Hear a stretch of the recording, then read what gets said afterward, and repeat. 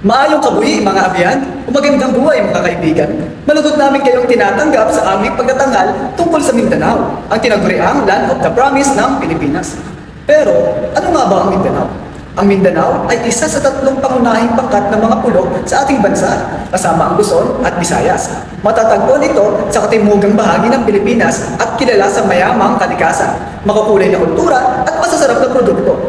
Pero, hindi lamang magaganda ang tanawin sa Mindanao, kundi mayaman din ito sa iba't ibang bika at tradisyon. Dito rin natin matatagpuan ang iba't ibang pangkat etniko tulad ng mga Maranao, Tausog, Maguindanao at iba pang katutubong grupo na nagpapanatili ng kanilang natatanging sining, sayaw, musika, mga pagkain, sandata at pananamit. Kaya ano, tara, halina't libutin at alamin pa natin ang ganda ng Mindanao.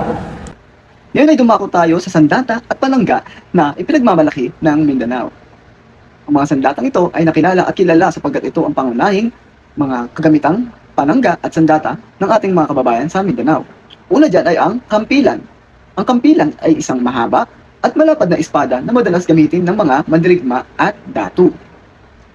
Ang sumunod naman ay ang kris.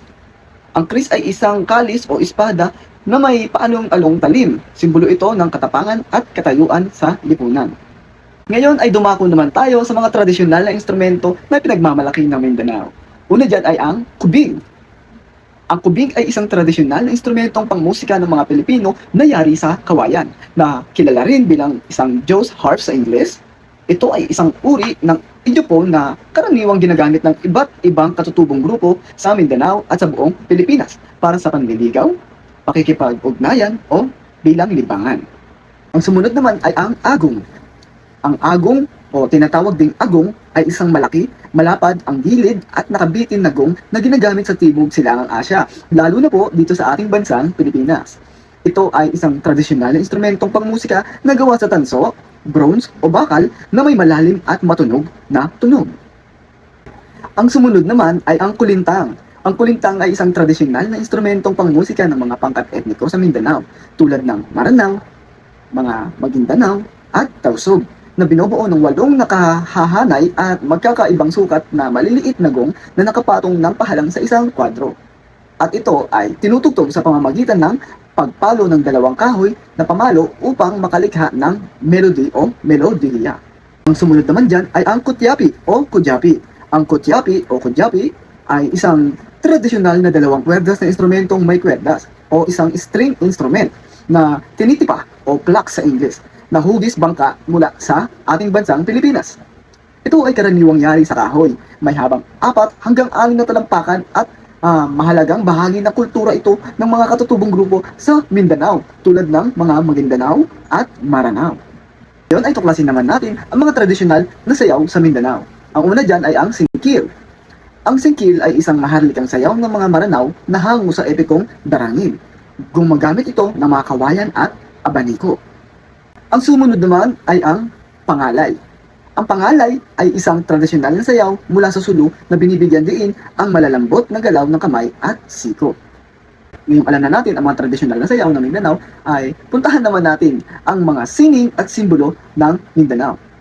Una na riyan ay ang ukir o ukir. Ang natatanging estilo ng pag-uukit sa Mindanao. Karaniwan itong makikita sa mga bahay o turugan at mga kagamitang kahoy. Ang mga disenyo na madalas na hango sa halaman o ferns at mga hayop. Ang sumunod naman ay ang binta. Ang makukulay na bangka na may layag na may iba't ibang geometric na disenyo. Ito ay sumisimbolo sa pagiging malapit sa dagat ng mga taga Zamboanga at Sulu. At ang sumunod naman ay ang sarimanok. Marami sa atin ang nakakaalam na sa kwento at simbolo ng sarimanok. Ang sarimanok ay isang maalamat na ibon na may isda sa tuka o kuko. Simbolo ito ng swerte, kasaganaan at kultura ng mga Maranao.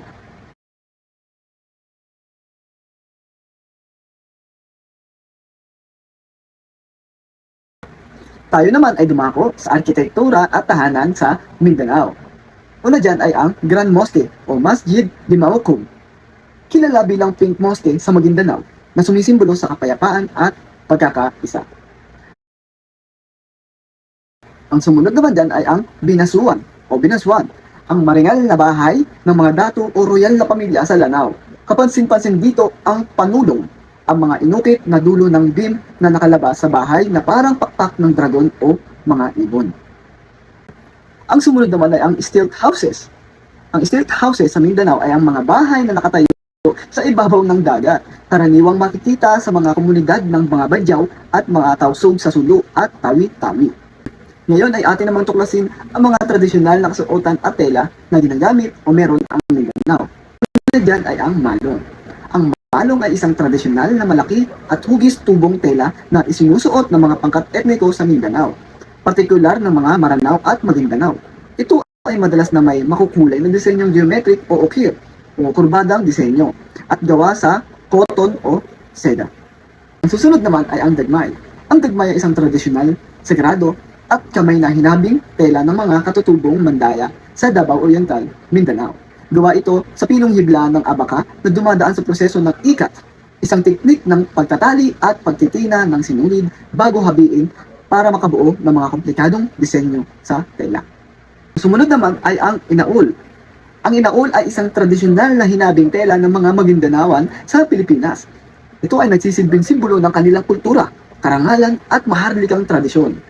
Kadalasan itong ginagawang malong o tubular skirt na may makukulay at masasalimuot na disenyong geometric na yari sa sutla o silk sa Ingles o mga sinulid na ginto.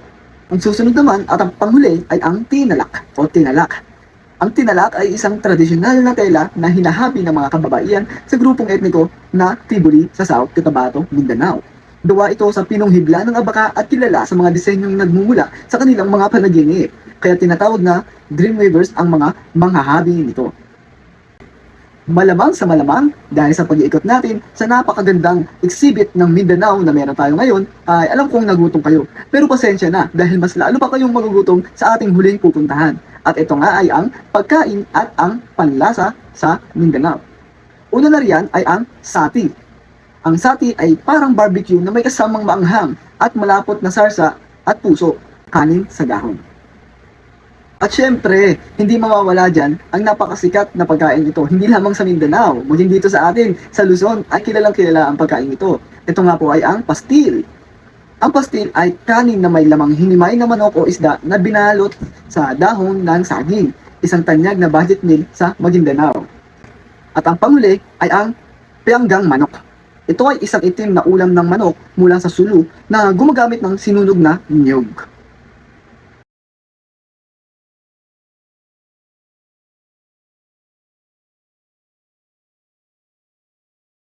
Maayong adlaw, or in English, good day. At sa Tagalog ay magandang araw. Ako si Binibining Del, and today, I will introduce you to one of the beautiful languages from Mindanao, the Hiligaynon language, also known as Ilonggo. Now, let me teach you some simple Hiligaynon greetings and expressions. If you want to say good morning, you say maayong aga. If you want to say good afternoon, you say maayong hapon. If you want to say good evening, you say maayong gabi. And to say thank you, you say damo nga salamat. And if you want to say goodbye or see you again, you say hasta sa liwat. And now, if you want to say take care, you say lang tao sang maayo. Aside from greetings, here are some simple expressions and phrases in Hiligaynon. If you want to ask someone, how are you? You say, kumusta ka? And the other one will say, maayo man. It means, I am fine. If you want to ask someone, where have you been? You ask, dain ka halin? And if you want to ask someone, what is your name? Ani imo ngalan. Sa Tagalog, ano ang pangalan mo? If you want to ask someone, marunong ka ba mag-Tagalog? Or in English, do you know how to speak in Tagalog? You say, kabalo ka maghambal Tagalog? Lastly, if you want to ask someone, where do you live? Or in Tagalog, saan ka nakatira? You will say, diin ka ga-star. Now, let us learn the numbers in Hiligaynon. Isa, duha, tatlo, apat, lima, anong, pito, walo, siyang, napulot. These are some basic words and phrases that help us understand the Hiligaynon language better. Learning different languages in the Philippines is important because it helps us appreciate the rich culture and diversity of our country. Through language, we can connect with other people and understand their tradition and way of life. And now, I hope you learned something from me. Hasta sa liwat! And now, I am Teacher Alex, and I will also teach you some simple Filipino words like basic questions, responses, and how to tell time. Are you ready? Can I hear a yes? Okay, now let's begin. And now, let's start with some basic question in Hiligaynon. For example, if you want to ask how you can say a word like, okay, thank you in Hiligaynon, you can say it like this. Paano mo hambalon ang okay, thank you sang Hiligaynon? Can I hear you say it? Okay, paano mo hambalon ang okay, thank you sang Hiligaynon? Did you get it? Very good, children. And next, if you want to ask someone if they have something, for example, a paper, you can ask them like this. May ara ka mo sang paper? Again, may ara ka mo sang paper? Can I hear you say it? May ara ka mo sang paper? Good job! Very well said, children. And now, let's go for our last basic question. For example, if you visit Hiligaynon and you're kinda lost and want to ask someone if there is somebody who can talk in English, you can say, may ari diri hambal sang Ingles. Again, may ari diri hambal sang Ingles. Can I hear you say it? May ari diri makahambal sang Ingles. Good job! Very good! You're doing so well, children. And now, I will teach you some basic Hiligaynon responses if you want to converse with someone. Are you ready? Can I hear a yes? Okay, let's start. So first, if you want to say yes in Hiligaynon, you can say huwo, huwo. Like this, huwo. Again, huwo. And if you want to say you don't know something, you can say ambot. Like this, ambot.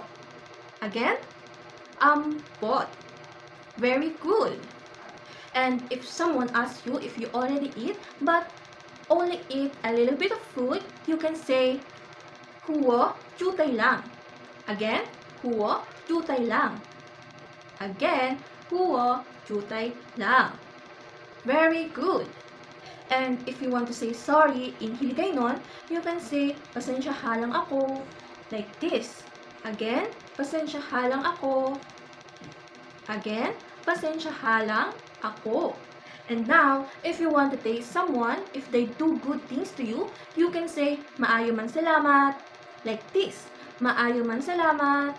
Again, maayo man salamat. Good job, children. Very good. That's all, children. Did you learn something? Very good. And now, I will teach you on how to tell time in Hiligaynon. Are you ready? Yes? Very good. So, let's start. So, first is the word karun. Karun means later. Can I hear you say it? Karun. Karun. Again, karun. Very good. And for our next word is aga, which means morning. And in Tagalog, ay umaga. Can I hear you say it? Aga. Aga. Very good. And for our next word is hapon, which means afternoon. It's the same even if we translate it in Tagalog, which means, again, afternoon. Can you say it? Hapon. Again, hapon. Very good. And for our second to the last word is kahapon, which means yesterday. And in Tagalog, it's still the same. Kahapon, yesterday. Can I hear you say it? Kahapon. Kahapon. Kahapon. Very good. And for our next word is buwas, which means tomorrow. Again, tomorrow is buwas. Can I hear you say it? Buwas. Buwas. Very good, children. And that's all for our lesson today, children. I hope you get lots of new information from me, Teacher Alex, and from Teacher Nell. And for now, it's time to say goodbye. See you again, children. Bye!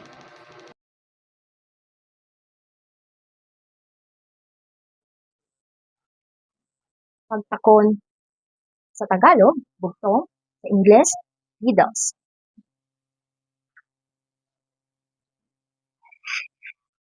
Ang dagat ginputos ang langit ginputos ka tuluan, ang tuluan ginputos ka bulbol, ang bulbol ginamit ginputos ka panit. Sa Tagalog, ang dagat ay binalot ng langit, ang langit ay binalot ng buto, ang buto ay binalot ng buhok, ang buhok ay binalot ng balat. Sa Ingles, the sea is wrapped by the sea, the sky is wrapped by the bone is wrapped by hair, the hair is wrapped by the skin.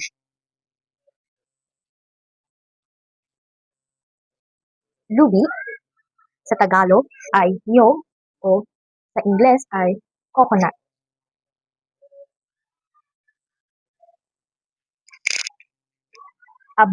Abohon ang color kung buhi, oreng naman kung patay, patay pero manamit. Sa Tagalog, abuhin ng kulay kapag buhay, wala naman kapag patay. Patay na pero masarap. Sa English, green is my color when alive, orange when I am dead, dead but delicious. Hipon o shrink. Ako may isa ka amigo, upod ako bisan diin magkadto. Sa Tagalog, mayroon akong kaibigan, kasampu kahit saan pumunta. Sa English, I have a friend who is with me wherever I go. Landog. Sa Tagalog, anino. At sa English ay shadow.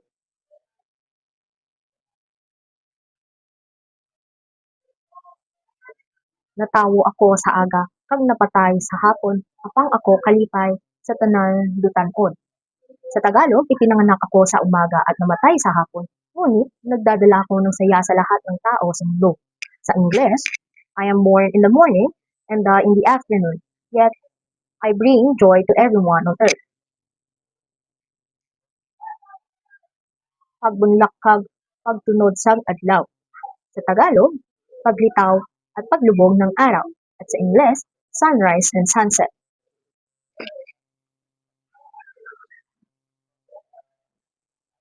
Mabatian apang hindi makita, makita apang hindi mabatian.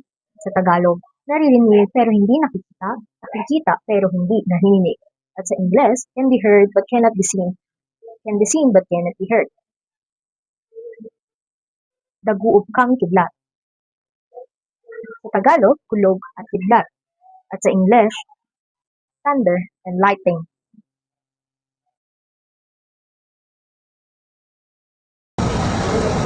Good morning, grade students. For today, we are gonna read this book. This book is from Mindanao. The title of this book is Ang Masayang Bakasyon ni Pablo. Translated in Tagalog, Ang Masayang Bakasyon ni Pablo. And translated in English, Pablo's Happy Vacation. Now you know the title of this book. Let's proceed off reading this in page 1. Ako si Pablo. Kalsugiran ko amo parte sang akon malipayon na bakasyon sa Barwa. Sang akon Iloy ang South Cotabato, Mindanao. In English, I am Pablo and I am going to tell you about my happy vacation in my mother's hometown, South Cotabato, Mindanao. Now we are done in page 1. Let's proceed in page 2. Sa Sininga, probinsya, manamong sang pamilya nga hiligaynon. Kag isa kami sa ilahan. Ang mga hiligaynon diri, nagapabilin nga buli ang atong kultura. Paagi sa pagpapractice, sini sa adlaw-adlaw. English. In this province, there are many Hiligaynon families, and we are one of them. The Hiligaynon people here can their tradition alive by practicing it in their daily lives. Now we are done in page 1 and page 2. Let's proceed in page 3. Kalaaga, nagkaon sila sang pastil, durian, saging, kang mangosteen para sa makahaw. In English, every morning they eat pastil, durian, banana, and mangosteen for their breakfast. Now we are done reading the page 1 and 2 and 3. Let's proceed reading the page 4. Ang mga katigulangan tumalkakamaki, patid sila sa paghablot sa malikot nga mga alad nga yuman sa kawayan o kontratan para sa paghakot sa mga kuyas. Samtang nagtatrabaho sila, ginamkantan nila ang ablan nga kampo ni Ladio, nga parte sa pispis nga nagapang-arado sa uma. Translation in English: the elders are very skillful. They are great in weaving sturdy basket made of bamboo or takal to carry grains. While they work, they song the folk song Kampo ni Ladio, which is about the rooster blowing on the field. Now we are done reading the page 1 to 4. Let's read the page 5. Sa balay ang among gamay na, banding ukol ang mga among muna. Amo ang paghampong sa mga pagtakon para mapaisip kami. Sa hapon, mabatian ko ang mga katigulangan nagkakantasang ang gugma sa tigulang para ipakita ang iramaliod na gugma. Translation in English: at our home, our little bonding with our Lola is through playing with us, using paktakon or riddles to make us thinking the afternoon. I would hear elders sing ang gugma sang tigulang to show their steady love. Now we are done reading page 1 to 5. Let's read the page 6. Sa gabi, ang among mga Iloy nagkakanta sang uyayi nga ili-ili, tulog anay, para makapag-uway ang mga kabataan. Translation in English: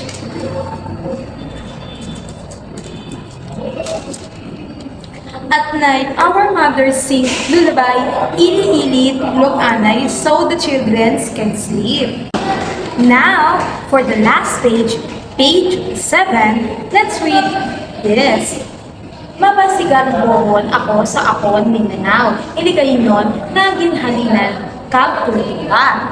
Translation in English: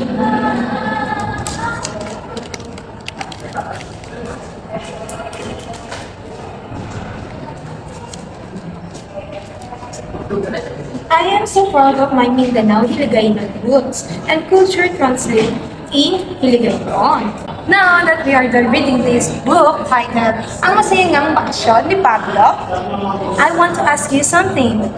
Did you enjoy? And that's all for today. The Sari Manok is a legendary bird that originated from the Maranao people of Mindanao. Its name comes from the word sari, it is a various colors, and manok is chicken or bird.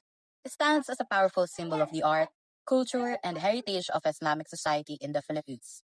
The vibrant plumage, the Sari Manok is characterized by its colorful feathers decorated with ochre designs. It is a traditional patterns. This intricate aesthetics represents the sophistication of the ancient Lanao kingdoms. And for the fish, it is typically depicted holding a fish in its beak or claws, symbolizing the bounty and economic life provided by Lake Lanao. From the legends of the kingdom in Maranao folklore, the Sari Manok is more than just a bird. It is a medium to the spirit world or the unseen realms. One popular legend tells of a magical bird that appeared during a sultan's celebration. It was so dazzling that it captivated the entire court before whisking away a princess to a mystical celestial kingdom. Since then, the Maranao people have crafted totems of the Sari Manok to honor this connection to the divine and to invite good fortune into their sultanates. Ang Sari Manok at ang makukulay na kaharian. Sa isa ka malayo kaharian sa Mindanao, may isa ka matahong nga pispis nga ginatawag nga Sari Manok. Kilala siya tungod sa iya mga balahibo nga may mga color, pareho sa balangaw pula, asul, dalag, kag berde, nga nagasilaw kon ginaharian sang adlaw. May siya malaba, kag matahom nga ikog, kag siya iya babay pirme, may ginahuyat nga bulak ukon gamay isla.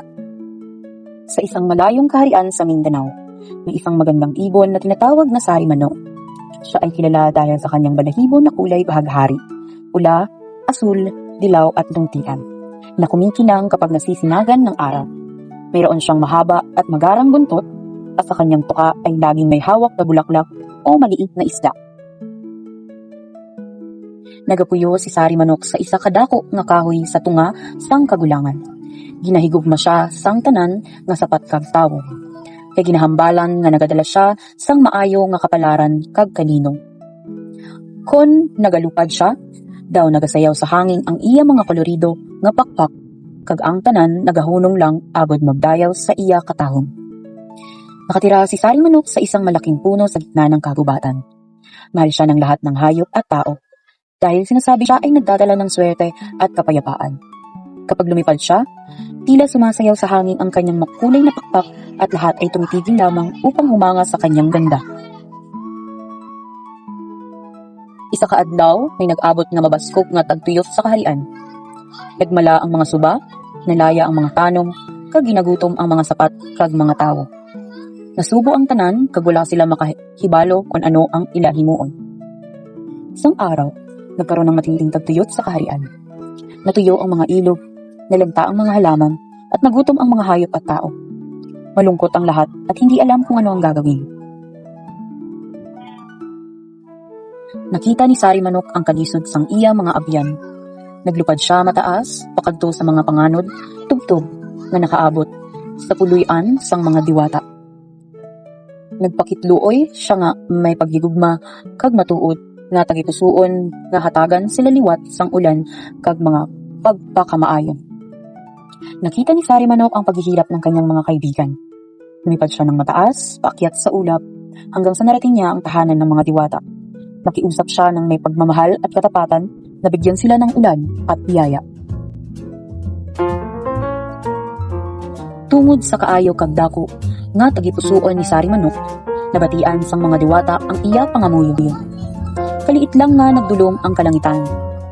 Nagbubos ang magdamo nga ulan, kag nabuwiliwat ang mga suba kag mga tao. Nagbalik ang kalipay kag kusog sa bilog nga kaharian. Dahil sa kabutihan at dakilang puso ni Sari Manok, narinig ng mga diwata ang kanyang hiling. Biglang dumilim ang langit, bumuhos ang masaganang ulan at muling nabuhay. Sugod sadto mas pagit nga ginigugma sang mga tao si Sari Manok. Ginadrawing kag ginaukod nila ang iya itsura sa ilang mga balay, bayo kag mga gamit bilang pagdumdum sa katahom, kaayo kag palao. Tugtog karon ang Sari Manok nagapabiling nga simbolo sang mga nga kultura kag kasaysayan sa aton puso. Ang mga ilog at halaman bumalik ang saya at sigla sa buong kaharian. Mula noon, lalo pang minahal ng mga tao si Sari Manok. Iginuhit at pinukit nila ang kanyang anyo sa kanilang mga bahay, damit at kagamitan, bilang paalala ng kagandahan, kabutihan at pag-asa. Hanggang ngayon, ang Sari Manok ay nananatiling simbolo ng mayamang kultura at kasaysayan ng ating bayan. At ito ang kwento ng ang Sari Manok at ang makukulay na kaharian.